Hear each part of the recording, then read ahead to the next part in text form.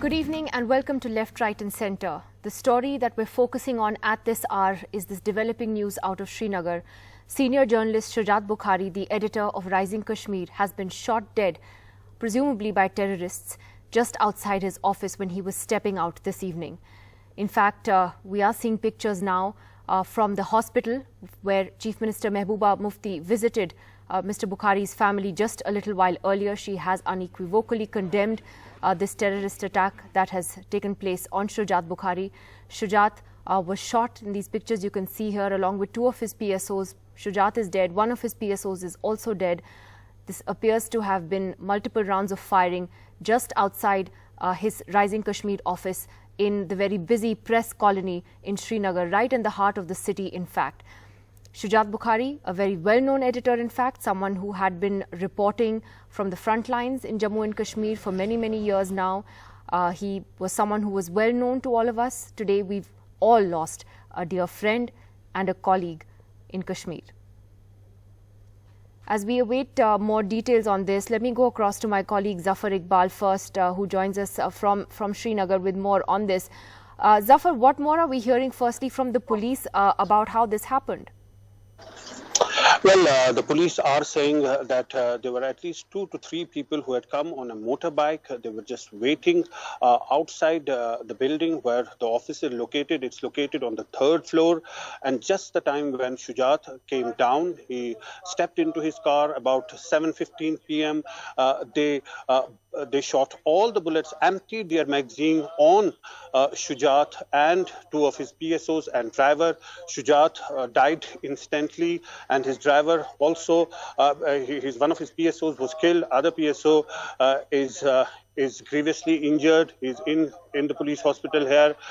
So that's the situation here. In fact, Shujaat probably had come down. He would have gone to his home. It's the month of Ramzan, just before the breaking of the fast, but he was shot right outside his office by these people who had come with a plan, proper plan to kill. It was not a warning shot. It was a plan to kill him, and they had made this plot just the moment he came out, and they fired at him many times, and he was taken to the hospital. I'm in fact at the hospital where all of his friends and family members remembering him with moist eyes.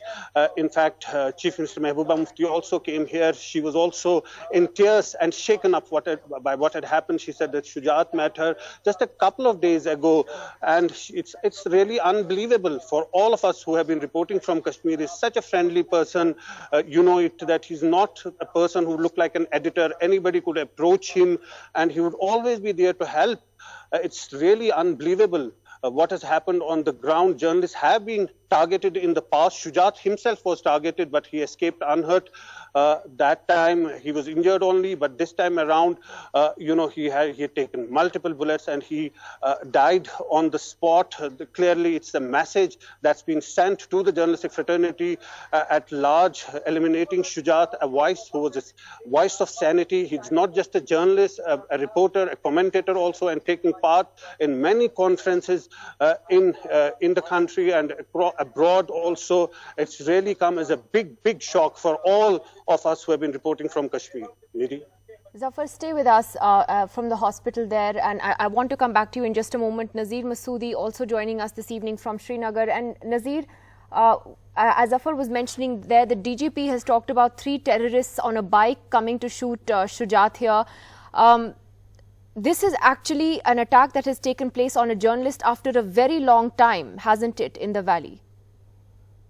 Exactly, Nidhi, and it's very hard for us to actually report about untimely and tragic demise of Shujaat. A dear friend, more than a journalist, fraternity member, a dear friend like a brother. For the last 25 years, we know each other, working together in Srinagar, seen all the good, bad, right, wrong here, and he always stood for truth. He always, refused to call, this wrong and wrong, right is right, and he would never call spade a shovel. And he paid a price for that. In fact, if you see the latest tweet, he said, "We are doing journalism with pride and we don't compromise." The fact is, the situation in which Shujaat worked and all of us work, and he paid a price. This evening, when he was going home to break fast, we met just yesterday on an iftar party in Srinagar, and kind of person he was, it is very, very hard to actually report our own tragedy, how he was killed. The savages who came chose the iftar time, which is seen as a sacred time for Muslims, and then shot him brutally dead, and his PSOs was also injured. One of them died later. Several journalists are here on the hit list, and they have been provided security by the police. And Shujaat was one among them, and who was provided security by the Jammu and Kashmir police. In early 2000, or perhaps in 2004 and 2005, he survived a militant attack in Srinagar. That time he was fortunate enough. Actually, the bullet got stuck inside the pistol of the attacker when he was kidnapped, taken in an auto rickshaw. Then somehow he survived. Then he hid himself inside the Sher-e-Kashmir Institute of Medical Science with a friend called Dr. Anil Dar, and he brought him home that time. And he was crestfallen that time. What was his fault for which he was being targeted, being killed? But luck was on his side that time, and he survived. But this time, these savages, these thugs, they came there. They were waiting for him. His office is there. He perhaps was going home for iftar to break fast, perhaps, and preparing for Eid, to celebrate Eid with his kids, with his daughter, with his son. But those savages, they shot him dead. They fired multiple bullets and killed him on the spot. He was rushed to hospital, where doctors declared him broad dead. Nidhi, this is the place where several journalists have been targeted. Same place, Press Colony, Srinagar, in early 90s. Yusuf Jamil, who was then BBC correspondent, was attacked with a parcel bomb. He survived, but a photojournalist, Mushtaq Ali, was killed. It is the same place where Parvaz Sultan, a journalist, was killed. He was from Anantnag. He was shot dead in the similar circumstances like 15 years ago. Many journalists have been killed by these savages because they stand for truth. They refuse to call spade a shovel, and then they pay the price. And Shujaat was one among them. And we lost him. We lost a good friend. Yeah. We did. And I'm really sorry. I know how difficult this is for both you and Zafar today, because I think a lot of people don't realize, and I want to say this today because probably nobody else will say it, which is that journalists in Kashmir have a very, very tough time reporting from the ground there. And I think often those of us who sit here in Delhi and other parts of the country do not realize the circumstances in which they have to do their reporting, the kind of pressures that they face, the kind of threats that they live under constantly. And perhaps Shujaat's death is reminding us today of the kind of circumstances and difficulties they work under. Zafar, I just want to come back to you briefly again on what happens from here. Are journalists asking for more security? Is it too early to talk about that? What are the other journalists saying there? Nidhi, the journalism fraternity is totally shaken up. Such a affable and friendly person like Shujaat has been targeted and killed. It's just unbelievable. So when Mehbooba Mufti came here, the first question that the journalists asked was about security. Not all the journalists have been given security guards. Even Shujaat, who was given security guards, was targeted and killed. Now, this is the situation on the ground. Many journalists have been shot in the past. Some have been killed. Some were grievously injured and have been living on with those disabilities for life. It's very difficult what to do in these circumstances, because these journalists are just doing their job. They are not involved in anything else. They're just reporting their story. But that they become the soft targets, and that's really the tragedy of all of this. Mehbooba Mufti really was shaken up. She was in tears. She said that Shujaat met her a few days ago. But clearly questions will be asked. This incident has happened in Lal Chowk, which is a high security zone. There are many media organizations, offices of many media organizations there. All these questions will come up. Of course, they are a matter of investigation, but for now, all the friends and family members of Shujaat are just shaken. They just come here, they're shattered, and they'll be moving the body from this police control room hospital in a short while from now and taking to his home at Humama near the airport. Maybe. All right, Zafar Nazir, we'll just come back to you in a little while from now. And I just want to go across to Neeta as well, who's joining us from here in Delhi. And Neeta, we've heard the Home Minister also tweet his condemnation of this terror attack on Shujaat Bukhari. What more is the Home Ministry saying? Now, in fact, today itself, Rajnath Singh chaired a meeting to discuss whether or not this internal ceasefire that had been announced for this period of Ramzan should be extended beyond Eid. I mean, what happened at that meeting? Is it now looking highly unlikely that the centre will do this?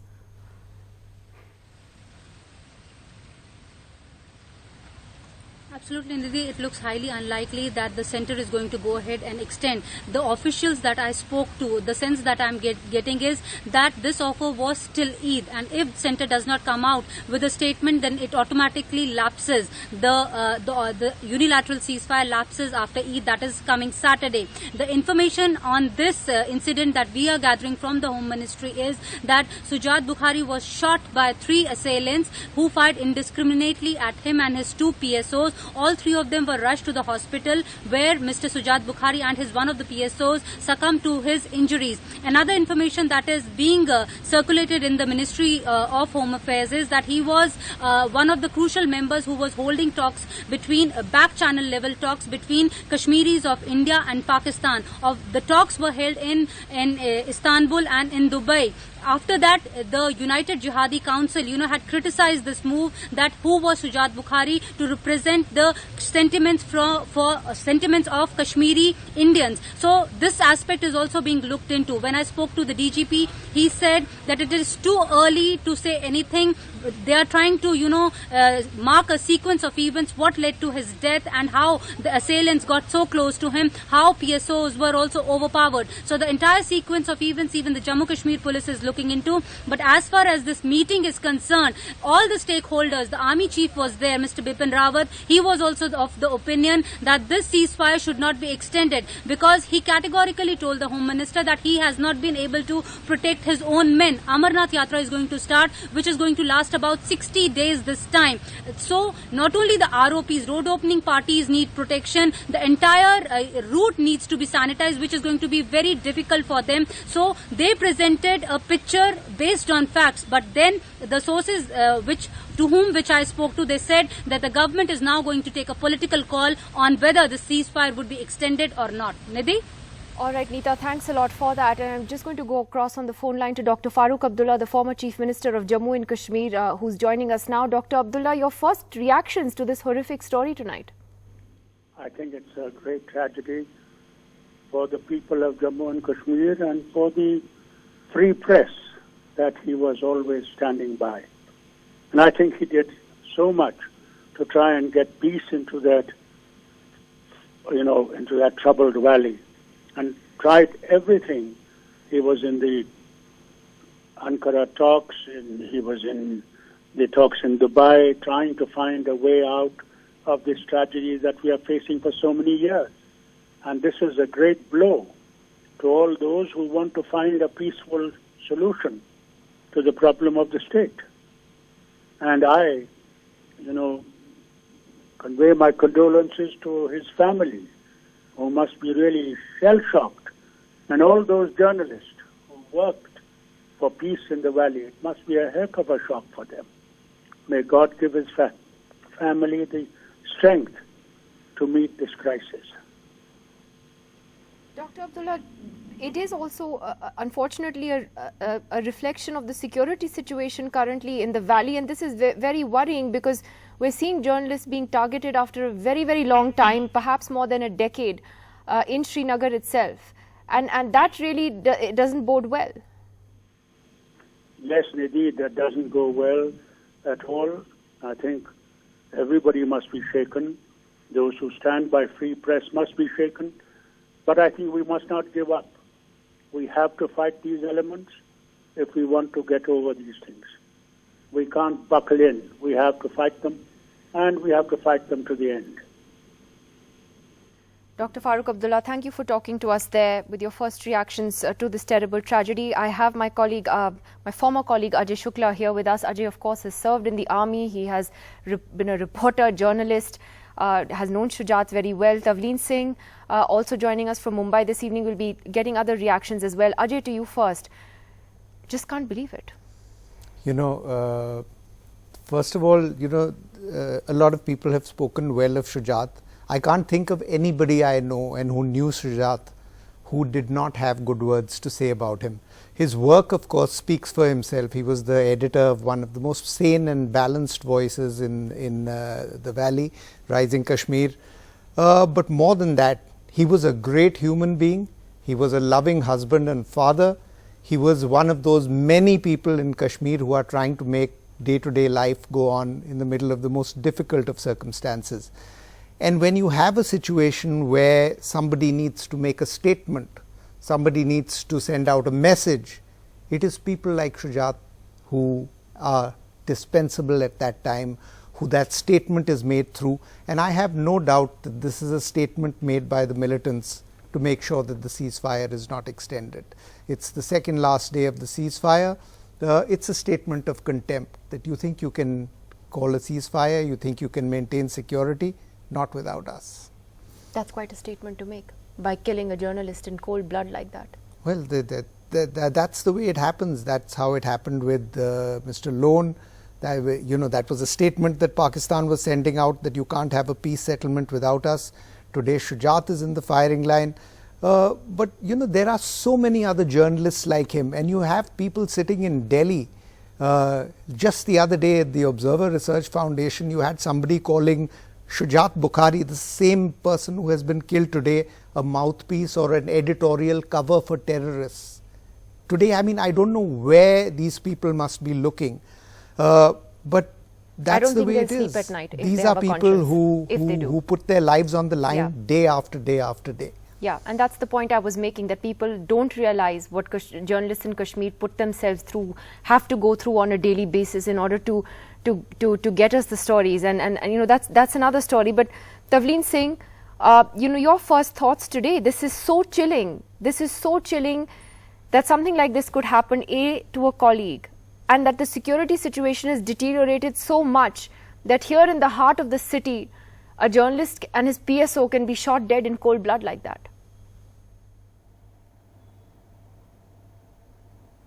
I think it reflects on a complete absence of policy or strategy to deal with the Kashmir problem. I've been covering it for a very long time, this insurgency, and I've been feeling for the past 2 years that what we're going back to is the early 90s, when the problem was at its worst.